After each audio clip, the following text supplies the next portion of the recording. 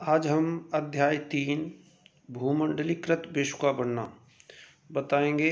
अगर हमारे आप चैनल पर नए हो तो वीडियो को सब्सक्राइब करें, लाइक करें और शेयर करें। आज इतिहास खंड 2 अध्याय 3 बताएंगे।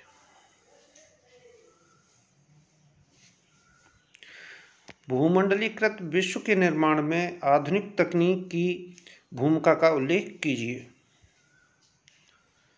इसका आंसर है रेलवे, टेलीग्राफ, भाप के इंजन, हल्की रेल बोगियां, बड़े जहाज और वातानुकूलित जहाज़ों ने भूमंडलीकृत विश्व के निर्माण में महत्वपूर्ण भूमिका का निर्वाह किया।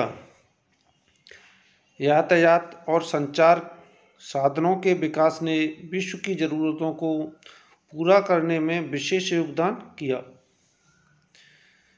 विश्व के देशों की दूरी सिमट गई और भूमंडलीकृत विश्व का सपना साकार हुआ। इस पाठ का जो मेन टाइटल है भूमंडलीकृत विश्व का बनना या निर्माण, इसमें किसकी भूमिका थी? तो इन सभी साधनों की भूमिका थी। रेलवे, टेलीग्राम, भाप इंजन, जहाज आदि की इनकी भूमिका थी। विश्व के सभी देश आपस में पास पास आ गए, मतलब एक दूसरे को जानने लगे। इसी को हम विश्व का भूमंडलीकृत विश्व के निर्माण कहते हैं। अगला प्रश्न है वैश्वीकरण के मुख्य तत्व। वैश्वीकरण क्या है?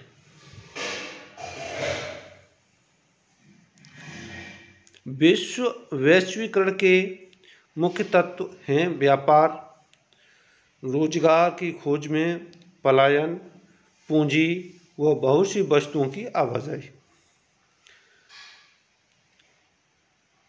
अब प्रश्न नंबर 6, पटसन जूट उगाने वाले के विलाप में पटसन की खेती से किसके मुनाफे का जिक्र किया जाता है? तो इसमें एक साधारण बात है, किसान पटसन उगाते थे और बीच में जो दलाल थे, व्यापारी थे, वो अंग्रेजों को बेचते थे, तो सारा मुनाफा बीच में व्यापारी खा जाते थे।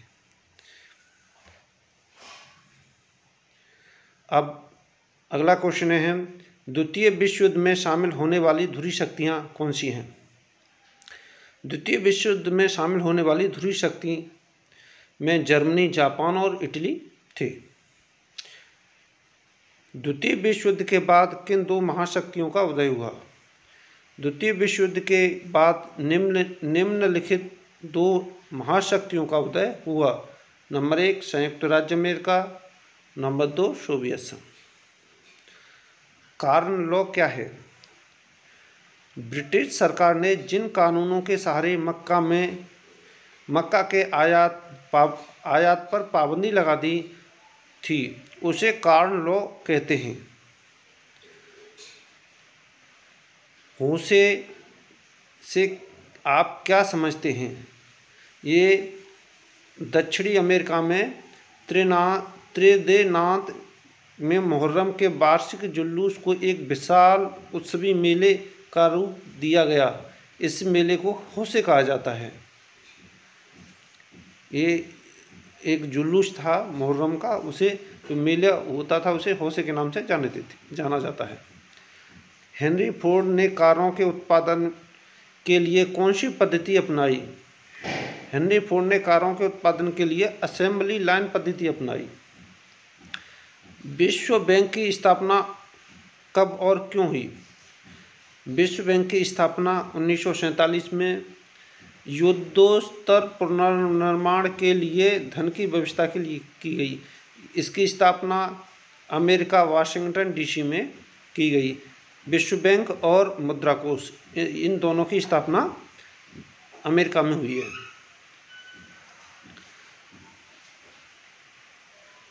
तो ये तो कॉम्पिटिटिव एग्जाम में क्वेश्चन बनते रहते हैं कि विश्व बैंक कहाँ है। अब आगे की ओर चलते हैं।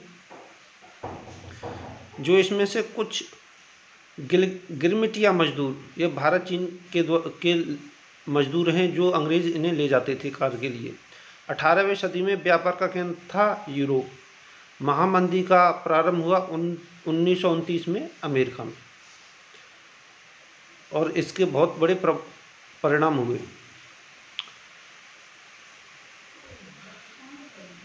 अब कुछ तथ्य भूमंडलीकृत विश्व का बनना में जो कुछ हमने बताए, कुछ और तथ्य रह गए हैं, उन्हें अब बताएंगे। याद रखने की बातें। नंबर 1, सिल्क मार्ग। ये मार्ग एशिया को यूरोप और उत्तरी अफ्रीका के साथ विश्व को जमीन और समुद्र मार्ग से जोड़ते थे। इस मार्ग को हम सिल्क मार्ग कहा जाता है। कान लो पीछे हमने बता चुके हैं,